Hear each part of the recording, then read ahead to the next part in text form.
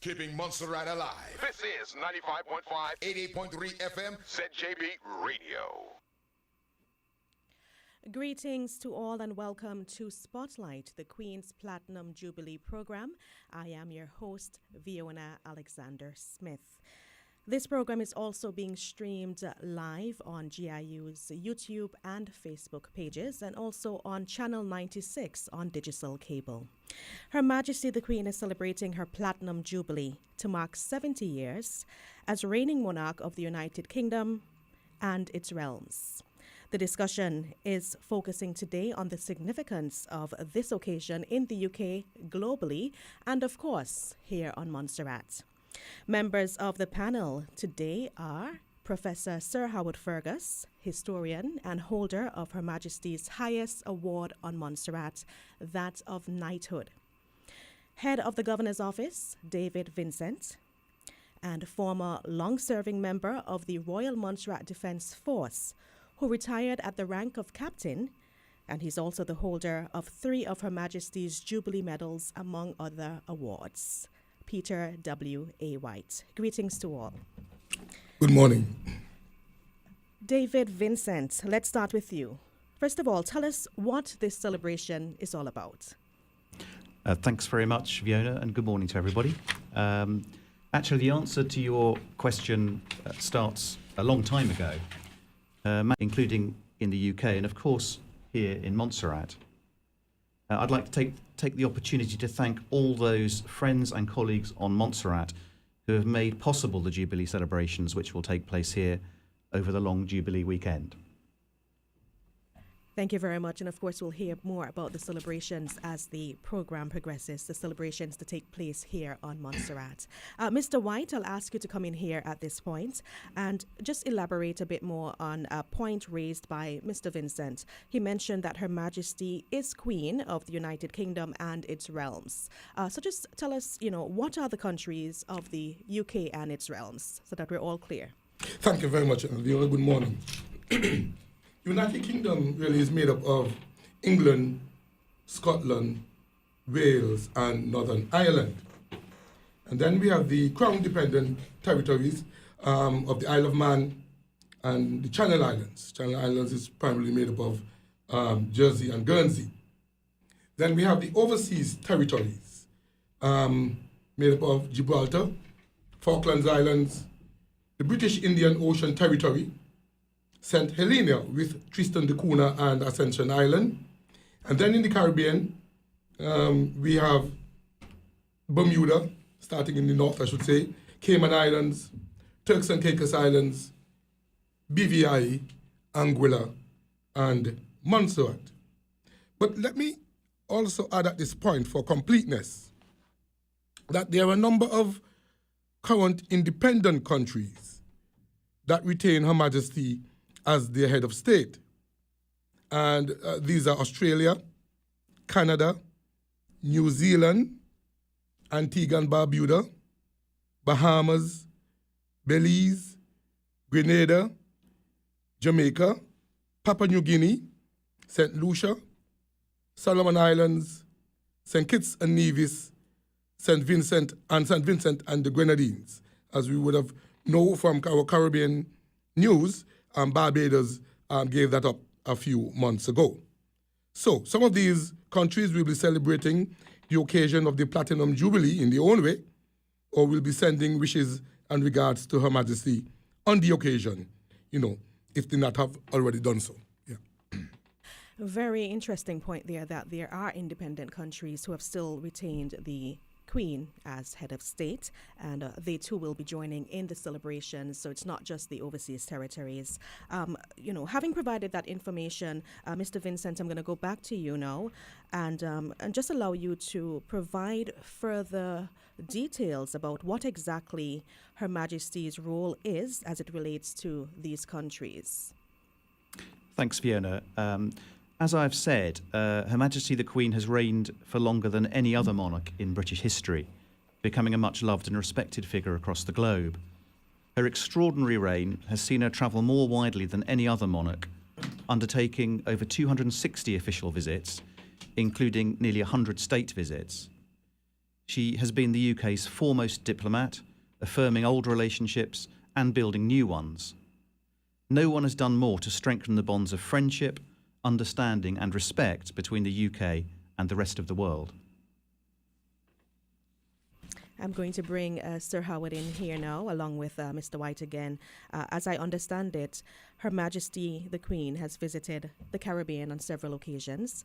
And, I'd ask you now to provide us with some details of those visits, particularly any visits as it relates to visits to Montserrat. Okay, well, let me begin by saying I conducted some research, and I was able to determine that Her Majesty visited the Caribbean a number of times. And from my research, I was able to determine that the year of her coronation, which is 1953, which is different from the year she ascended to the throne, coronation 2 different times. So in 1953, she visited Jamaica and Bermuda. And then in 1966, Her Majesty undertook a royal visit to a number of countries in the Caribbean. And I think she started in the south, which at the time what was called British Guiana, now we know it as Guyana. And then she came up to Trinidad and Tobago, Grenada, St. Vincent, Barbados, St. Lucia, Dominica, Montserrat, then went to Antigua, St. Kitts and Nevis, Tortola, Grand Turk, South Caicos Islands, Bahamas, and Jamaica. I know we're going to come back to the Montserrat visit, so I would not elaborate on that too much. But in 1975, she did a 5-day visit to Jamaica, and Bermuda, Bahamas, and Barbados. In 1977, the year of her silver jubilee, she visited Bahamas, the BVI, and Antigua. And I think Dr. Fergus might even wish to come in here to speak about the Antigua part of it, because you recognize Antigua was the only OECS country in that visit. So maybe something of importance may have happened at the time. Dr. Fergus?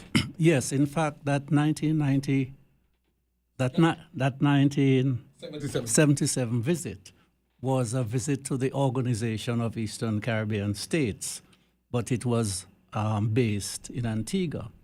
And officials from the other territories were actually invited to Antigua. So it was not just a visit to Antigua, it was a visit to the OECS.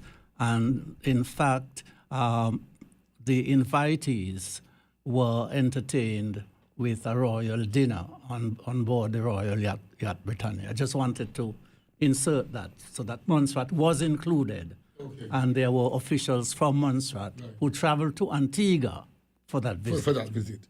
All right. And then in 1983, she visited the Caribbean again. This time, she visited Jamaica.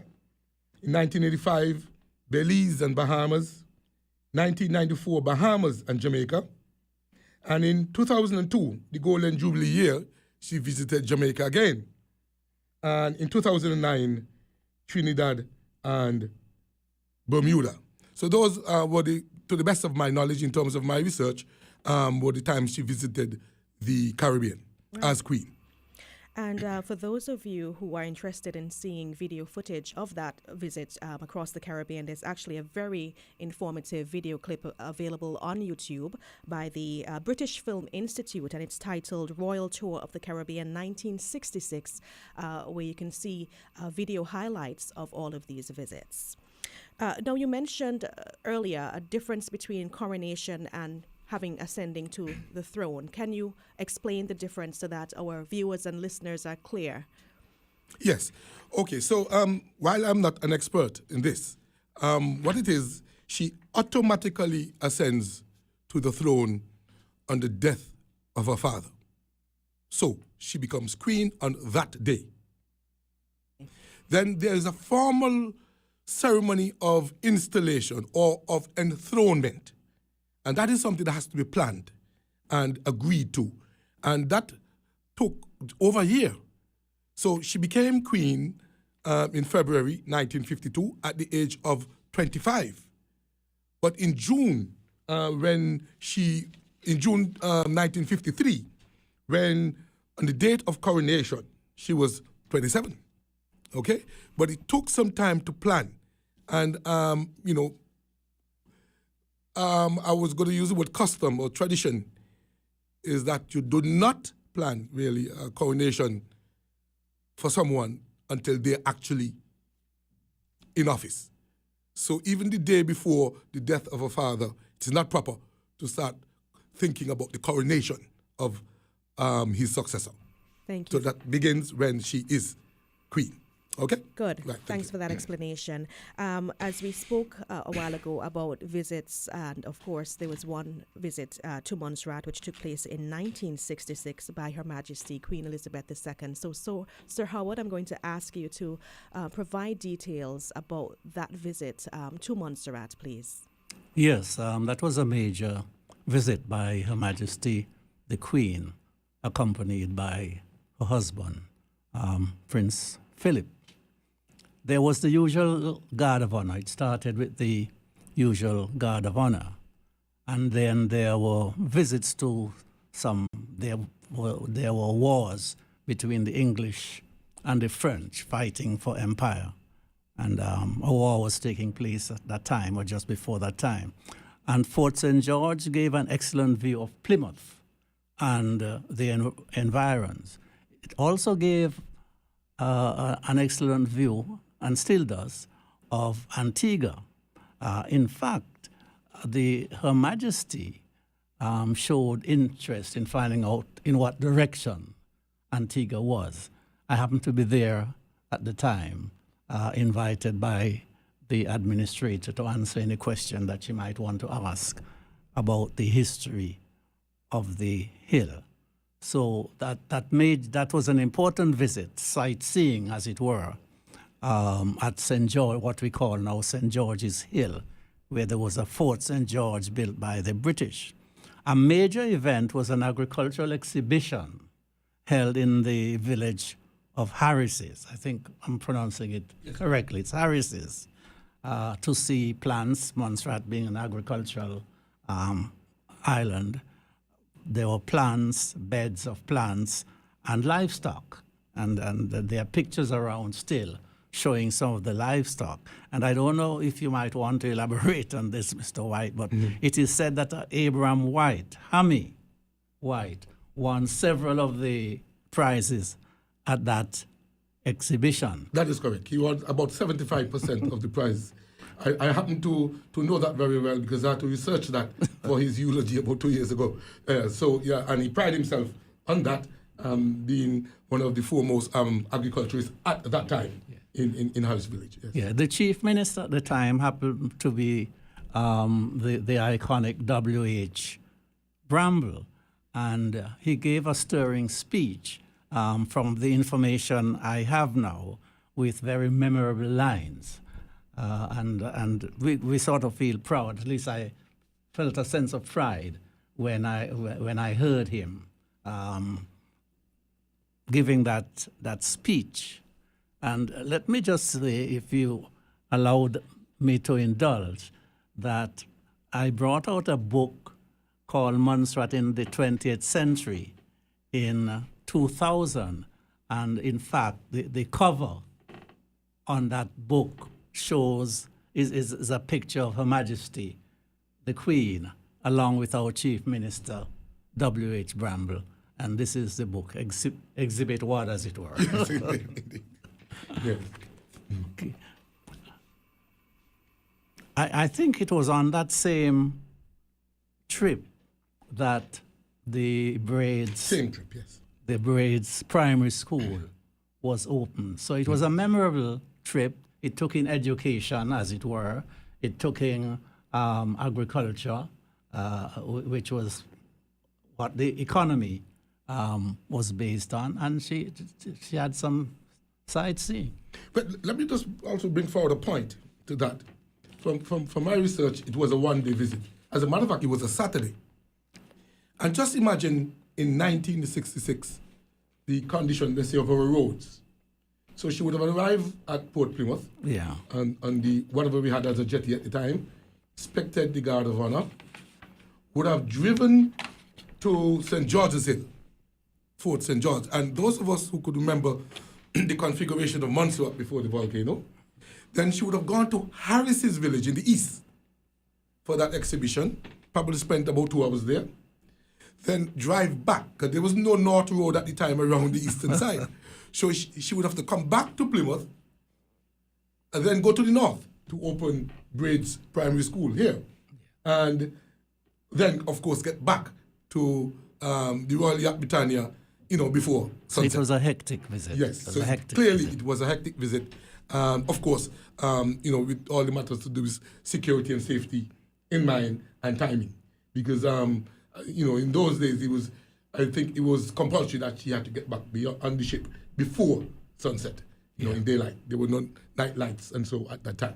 It was something to consider from back then, yes. Well, she has not been back, but many other visits have occurred in her name. Yes. I don't know whether we want to go into those. Yes, I think there's a question on that coming up. So we'll go into that a little later down. Yes. But Sir Howard, I think you missed a very important point about that visit as well, as it relates to Her Majesty. If I'm not mistaken, you actually accompanied them on the tour to Fort St. George's and St. George's Hill. Is that correct? I am sure I saw you on the film. Yes, I met them there. Okay. Yes, I think I mentioned that I was asked. Okay. To be there to answer any questions that Her Majesty might want to ask about the history of the place. Yes. The video on that certainly have you in a prominent yes. right next to Her Majesty, and certainly while they didn't give the audio, you clearly were seen responding to whatever it is she was asking at that time. Yes. Yeah. Well, thanks. Yes, and it's important the point you raised about the opening of the Braids Primary School, because for persons who are not familiar with Montserrat's history, many may not have known that in 1966 the Braids Primary School was already in existence. So that was a good point there. As it relates to the Her Majesty's visit, were there any other activities as it relates to significant things that were left here on island in memory of her visit? Well, I also carried out some research on that. And one of the things I know from coming from that village, the village of Harris's, I know that there was a tree, or 2 trees actually, at the Hyde Park, at the roadside, that were planted in 1966. And every head teacher of the school would always admonish the children to, of course, take care of them. And I think they remained there until they were destroyed by the volcano. From my research also, some other trees were planted.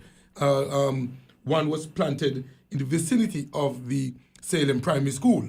And if it's the same type of tree that was in Harris's, then that tree is still there, because I know of it at the back of the school there.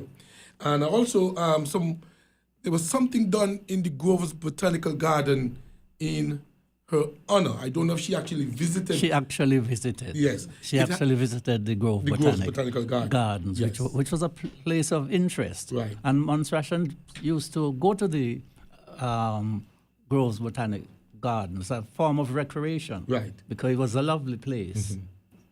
I think this symbol was, what do I call it again? It's one of those type of things that you could tell the time from the position of the sun in the day. It was a centerpiece around what was a fountain at the time that was put there to mark a visit. And that came out from really my research, really. Okay. All right, good. So let's go back a bit to the points raised about the Majesty's role in the Commonwealth. I think, David, you would have spoken about this. Can you tell us a bit more about Her Majesty's role as it relates to the Commonwealth? Yes, thanks, Fiona. Just to talk a bit about the Commonwealth more generally, it's an association of countries across the world. And although it's historically connected to the British Empire, any country can apply to be a member of the Commonwealth, regardless of its intersection with Britain's colonial past. The Commonwealth consists of 54 countries, including the United Kingdom, and the Queen has held the title of Head of Commonwealth since she became reigning monarch in 1952. As head of the Commonwealth, the Queen has dedicated herself to the service of its people. In fact, she's made her role as her role as head of the Commonwealth a real priority during her reign, attending almost every Commonwealth Heads of Government meeting and travelling extensively throughout the Commonwealth. In fact, the Queen has visited almost all Commonwealth member countries at least once, and some multiple times, acting as a unifying force as it has changed and grown. Throughout the years of tremendous change in international affairs, the Queen has been a source of continuity and stability. With her power to transcend politics and geography, she has touched the lives of millions of people beyond the UK shores. Known for her sense of duty and her devotion to a life of service, she has been an important figurehead for the UK and the Commonwealth during times of enormous social change. Montserrat is, of course, a full member of the Commonwealth, and as such, it received the Commonwealth baton a few weeks ago as part of the activities leading up to the 2022 Commonwealth Games in Birmingham, in England, in the summer. I'd like to take this opportunity to wish Montserrat's Commonwealth Games competitors, Julius Morris, Jamari Lee, Tavik Benjamin, Sanjay Weeks and Deshaun Williams, the very best of luck in Birmingham. Let me just add that because of her role as head of the Commonwealth, Her Majesty is also, because of that, ipso facto, head of a number of organizations. For instance, she's head of the Commonwealth Parliamentary Association, and that's just an example. Yes. And she tends to take those roles seriously. Yes, and as we continue to discuss her visit not only to Montserrat but in other parts of the world, it's an important point to note that the Queen actually holds the record for the most countries visited by an individual monarch, more than 120 countries on 6 continents. So she is the most well-traveled monarch in history. Sir Howard, I want us to go back to the visits to Montserrat and the point you made earlier that since Her Majesty's 1966 visit, she has been represented by a number of members in the royal family who have visited Montserrat on different occasions. Take us through some of those visits, if you may, Sir Howard. Yeah, I may not know the itinerary and the programs, but certainly we have the list. And other people, other panelists, if they know what they actually did in Montserrat, what different person actually did, can come in. But in 1973, Princess Margaret, that of course is the sister of the Queen, visited Montserrat. And in 1976, Prince Charles stopped by. He was then serving on one of Her Majesty's ships, and the ship stayed out, of course, in the harbor. We don't have the greatest harbor, so they normally stay out a good distance. And some citizens were actually invited to visit that ship. I'm not now certain, but may have been acting governor at the time. I think you were. That visit. And Miss Mary Truitt was Minister of Education at the time. The reason why I mentioned that because there's a prominent photo, I think, put out by the National Trust of Minister Truitt walking Prince Charles up through George Street, up to as far as the roundabout, and what was then Chase Manhattan Bank in that vicinity. There are photos around with her and a group of persons doing that walk. Yeah. In 1988, I've already alluded to the visit to Antigua, which was a visit to the OECS. In 1988, Princess Alexandra, I think she was a cousin of the Queen. She visited. I'm not sure of the purpose, but there's a Montserrat postage stamp that authenticates that visit of Princess Alexandra. That's in 1988. And then in 1993, Prince Philip, the Duke, visited. And I believe he spoke about the Duke of Edinburgh's award at that visit. And that was a big visit as well for Montserrat, trying to put so many things in a one-day visit. of course, the usual guard of honor. And the opening, it was then of what would have been the temporary hospital.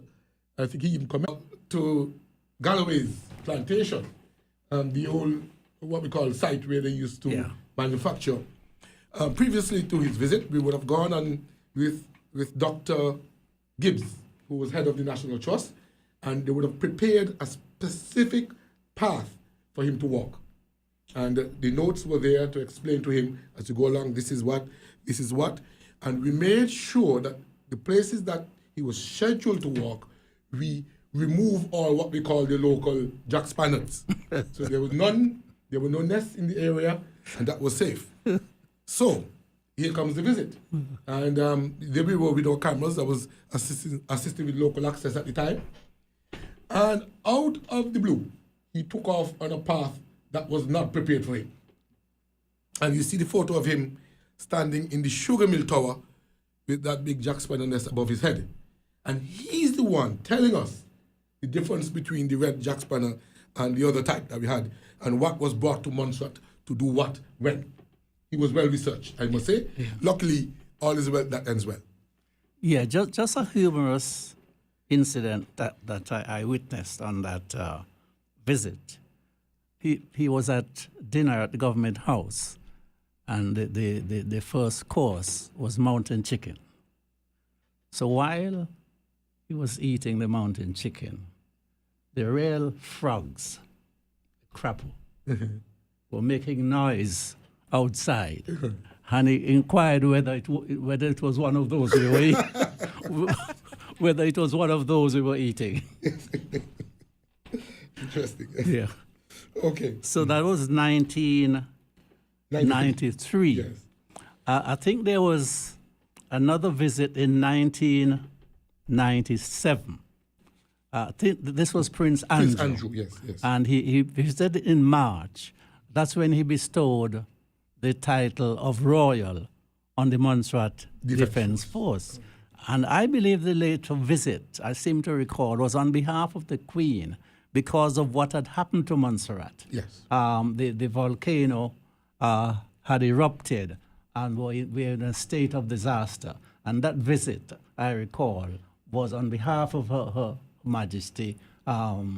He was an emissary, as it were, sent out to examine what was happening to Montserrat and to report back to the Queen, and that was in 1997.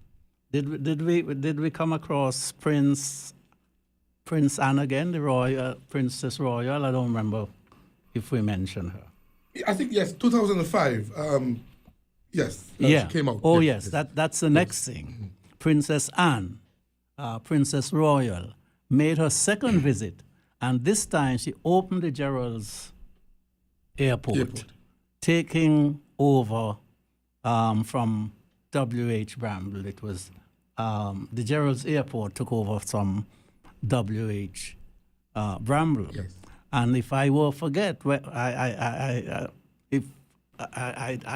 wouldn't, because I opened one of my books of poems published in 2007, and there's a poem beginning, "The princess landed at the Gerald's Almost Airport for the opening on a windy afternoon, fit climate for a distant majesty." Indeed. So it was captured in a poem, and will be there long after I've gone. That was the Princess Royal.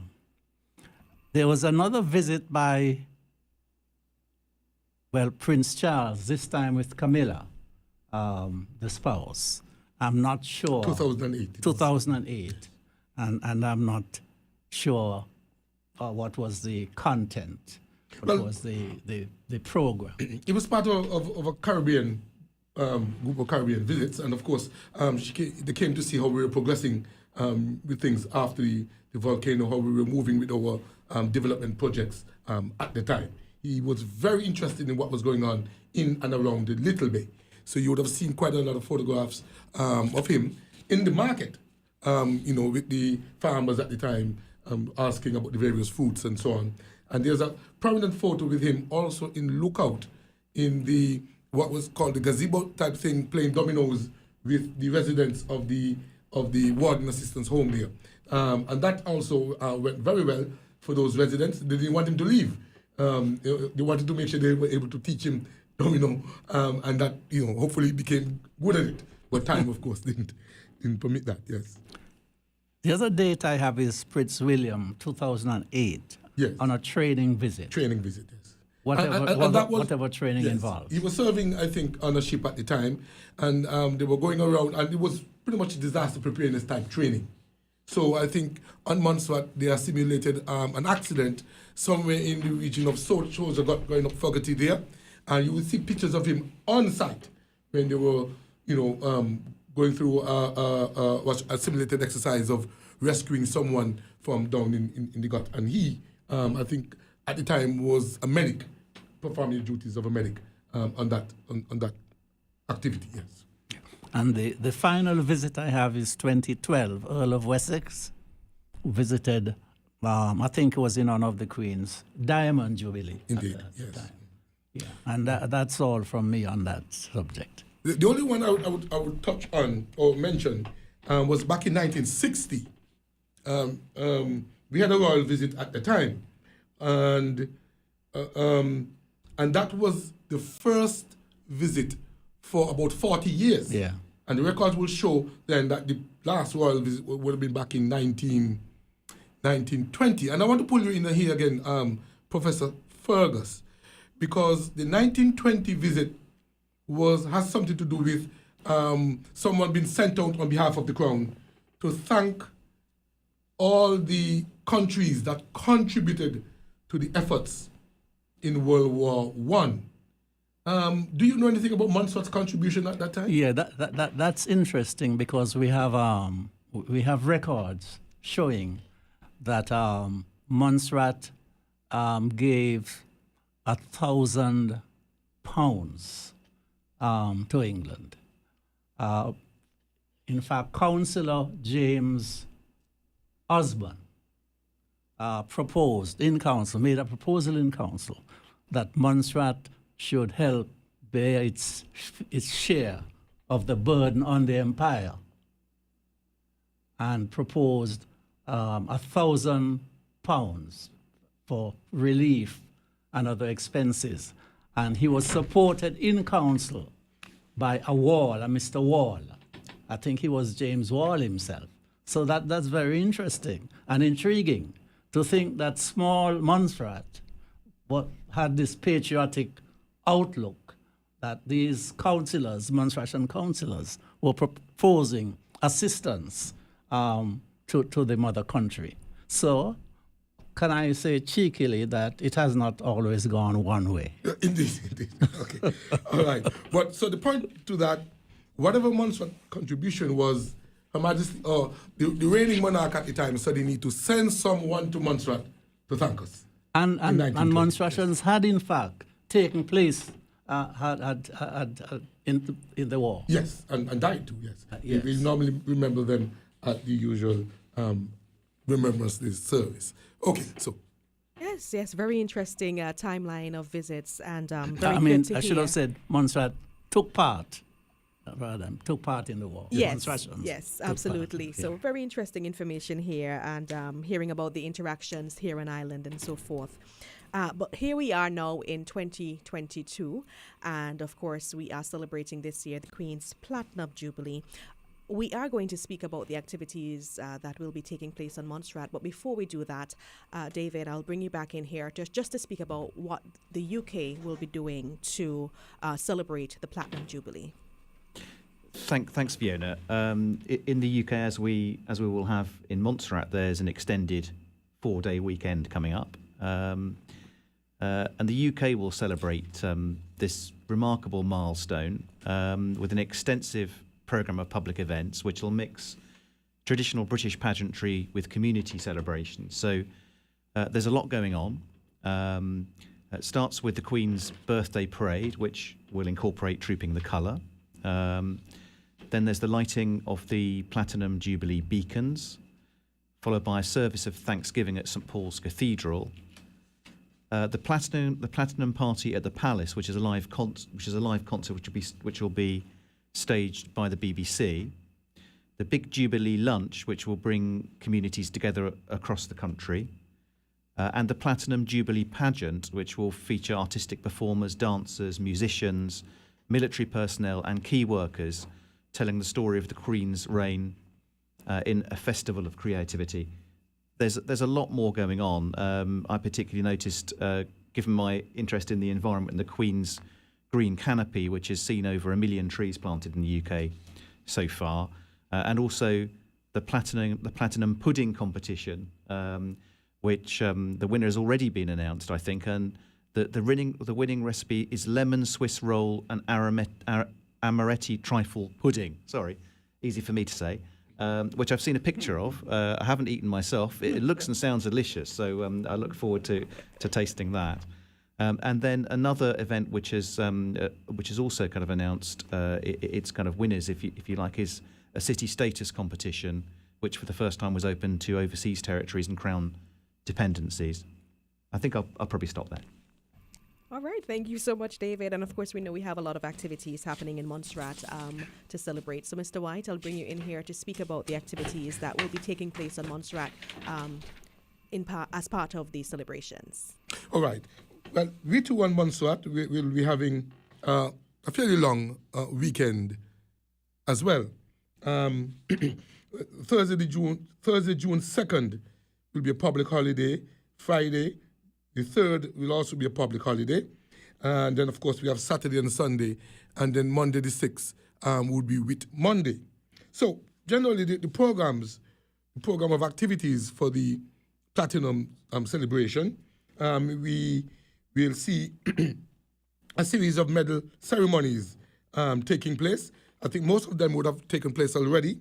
They will take place between May 13th to the 30th and held to honor uniformed personnel who have served 5 or more years within organizations like the Royal Montserrat Defence Force, Police Service, Her Majesty Prison, Montserrat Fire and Rescue Services.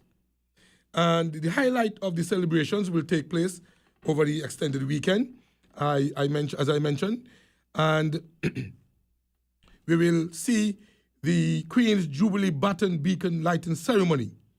That will take place on the evening of June the 2nd at a Little Bay. More information on that particular event will be circulating. And this will take the form of an outdoor concert featuring, other performances and so on.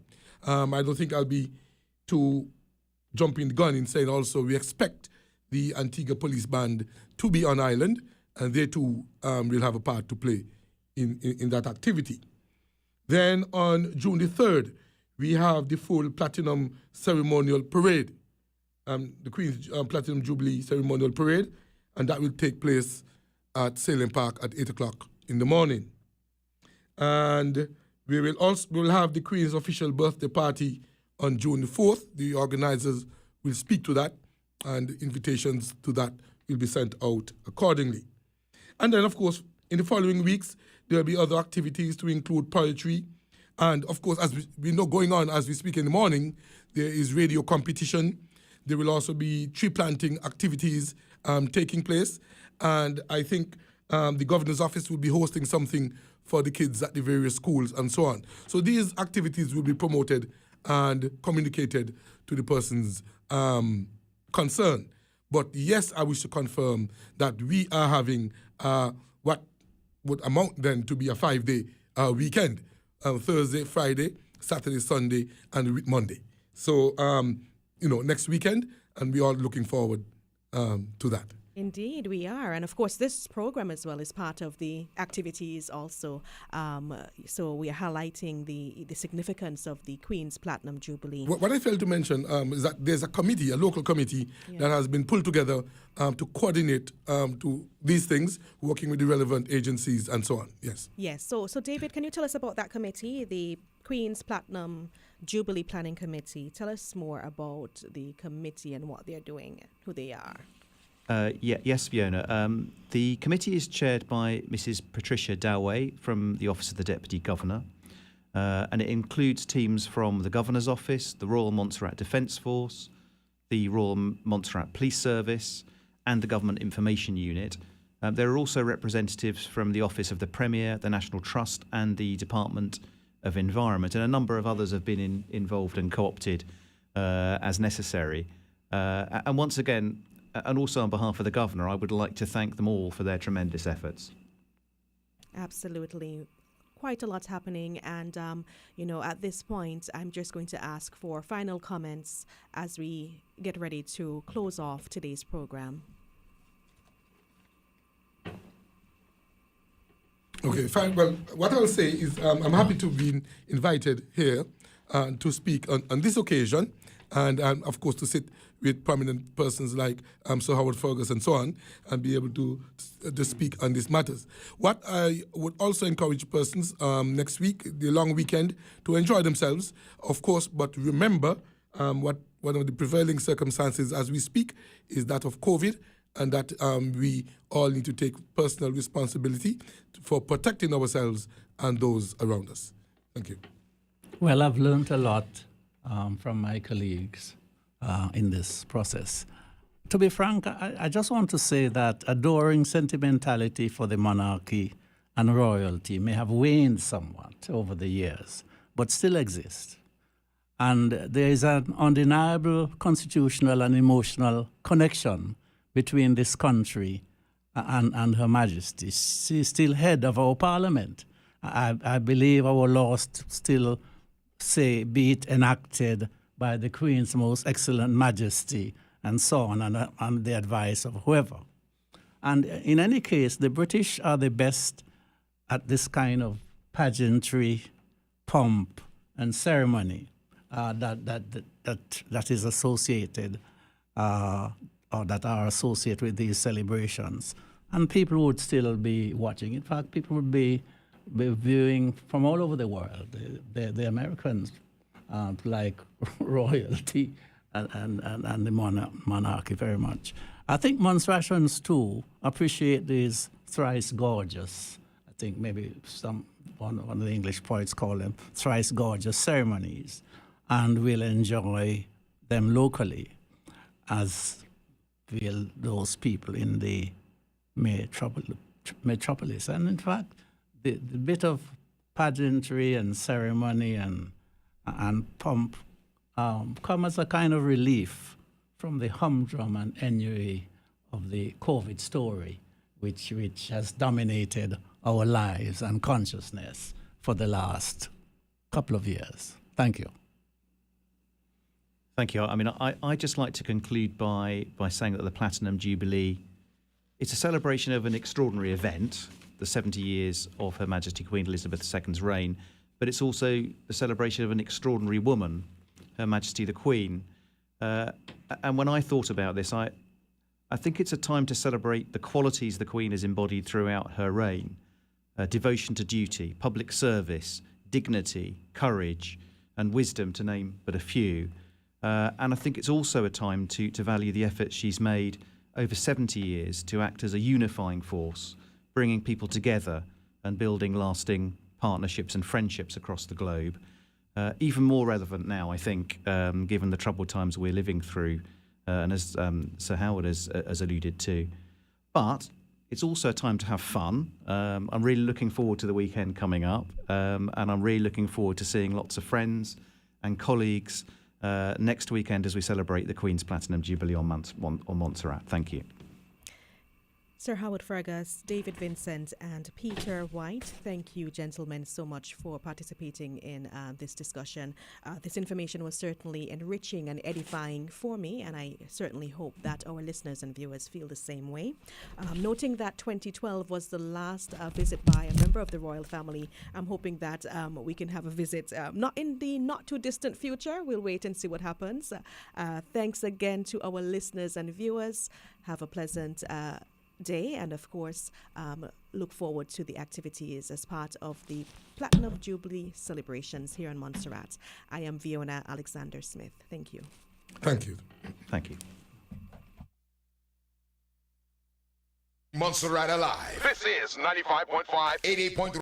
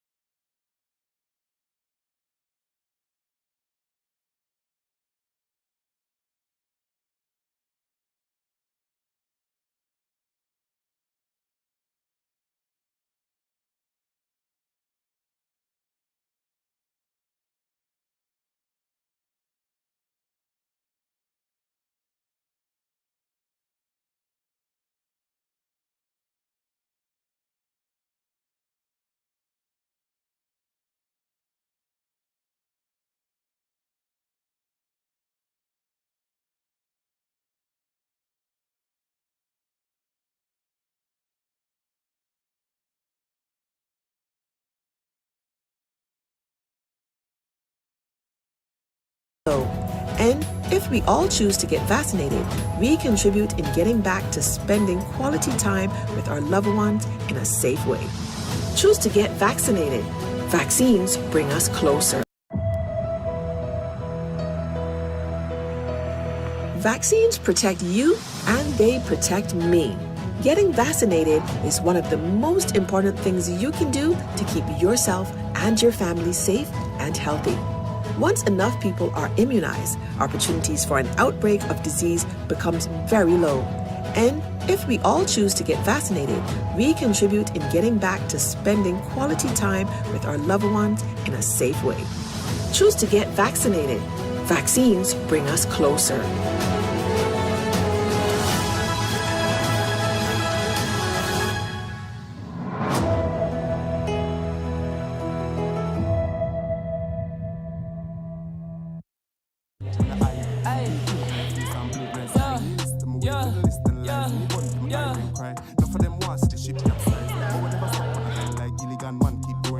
Girl, I'm so glad Rebecca invited me to a party. I know, right? Let's go over and say hi. Hi, Rebecca. Rebecca, I love your hair. Rebecca, I love your shoes. What? Come push them out, let me see. Look at this beautiful dress. Pause, girl, pause. Oh my God, she really thinks she look good? You know what? I think everybody deserves to see how bad she looks. Good idea. Hashtag not cute. Hashtag Red Cross. Hashtag she don't look good.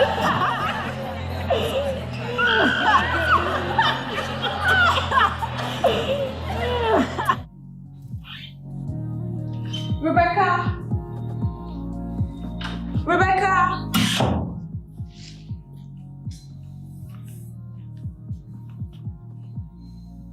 Rebecca, what is it?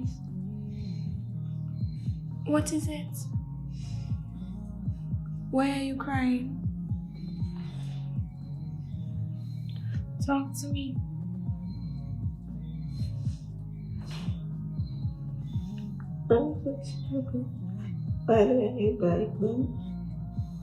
I'm sorry. That was nice to think about me all the time. Let's talk about me. Yeah, I'm how I look. Have you reported this to anyone at school? Why? Are you afraid they'll hurt you or something? I can't eat.